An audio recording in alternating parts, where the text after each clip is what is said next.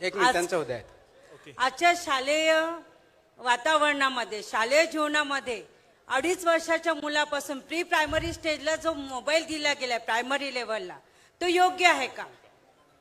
आणि गुणवत्तेवर जे बोलल्या जातं, शिक्षकांना जो दोष दिला जातो समाजात, तो सुद्धा योग्य आहे का? गव्हर्नमेंटची पॉलिसी योग्य आहे का? अशैक्षणिक कामं शिक्षकांना दिली जातात आणि शिक्षकांच्या नावानेच ओरड केली जाते, इथे योग्य आहे का? इथे विचार करण्याची दिशा कोणाला द्यायची, का म्हणून द्यायची? गव्हर्नमेंटचं धोरण हे व्यवस्थित असावं. प्रश्न समजला. Thank you sir. मला प्रश्न ऐकल्यानंतर असं वाटलं की विद्यार्थी कमी आणि शिक्षक जास्त आहेत इथे. हरकत नाही, गुरुजन जास्त असणं गरजेचं आहे आता सध्याच्या काळात. पहिला प्रश्न आपला असा आहे की जे लहान वयापासून मोबाईल दिले जातात ते योग्य आहेत का? जगामध्ये याच्यावरती खूप मोठ्या प्रमाणात रिसर्च झालेला आहे. पर्टिक्युलरली नॉर्वेजियन ज्या कंट्रीज आहेत, स्वीडनसारख्या, याच्यामध्ये रिसर्च अंती हे प्रूव्ह झालेलं आहे की डिजिटल एज्युकेशन जे आहे आणि आपलं ट्रेडिशनली आपण ज्यांना लिहिणं, वाचणं, रायटिंग स्किल्स या ज्या आहेत,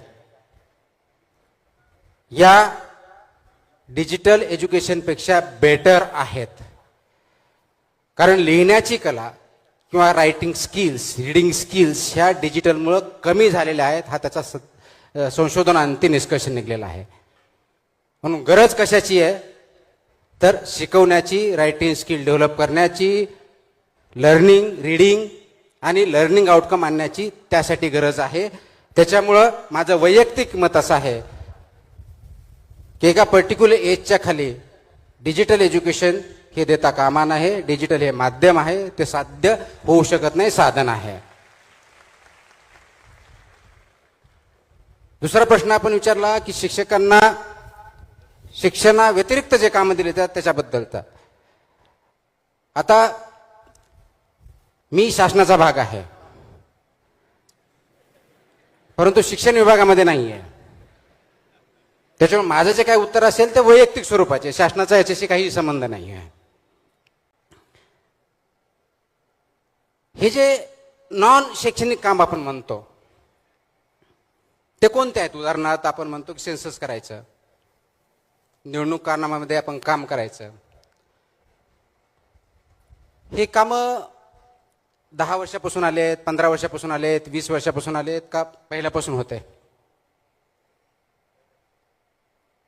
मग नवीन कामं कसे झाले?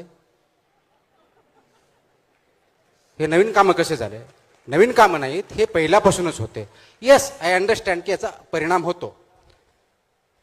त्याच्यापेक्षा योग्य प्रश्न काय आहे? कारण मी जिल्हा परिषदेला सीईओ म्हणून 2 ठिकाणी काम केलेलं आहे, महानगरपालिका 3 ठिकाणी म्हणून काम केलेलं आहे, जिल्हाधिकारी म्हणून 2 ठिकाणी काम केलेलं आहे. म्हणजे कमीत कमी 4 आणि 3 7 आणि 2 9 ठिकाणी शिक्षण व्यवस्था चालवण्याचा याच्यामध्ये भूमिकेमध्ये मी राहिलेलो आहे.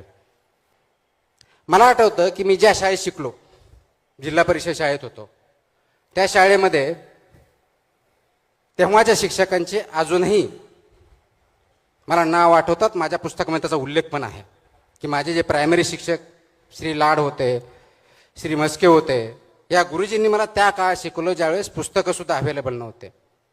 ते गावात राहायचे आणि ते फक्त विद्यार्थ्यांचे शिक्षक नव्हते, ते गावांचे जवळजवळ शिक्षक आणि गायडन्स होते.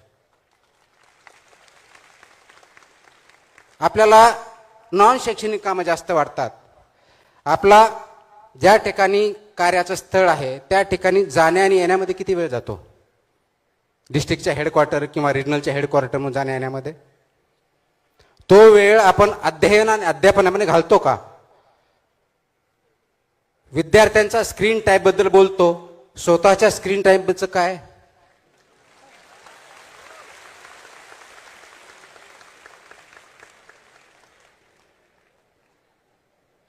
म्हणूनच मी मगा म्हटलं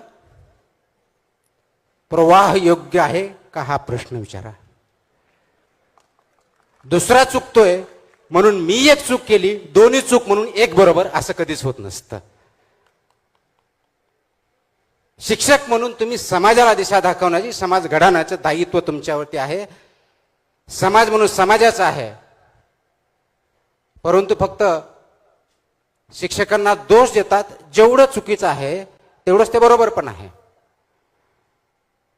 कारण दिवसातले काही तास विद्यार्थी ह्या शाळेत असतो, बाकीचे तास तो कुटुंबाबरोबर किंवा समाजामध्ये असतो. म्हणजे विद्यार्थी किंवा समाज घडवताना समाज, कुटुंब आणि शाळा हे तिन्ही गट कमी जास्त प्रमाणात, पर्सेंटेज कमी जास्त असेल, ते सर्वजण जबाबदार असतात. मग या केसमध्ये कोणता घटक किती कमी किंवा जास्त ही बघण्याची आता वेळ नाहीये. वेळ ही आहे की तिघांनी मिळून योग्य त्या दिशेनं आपला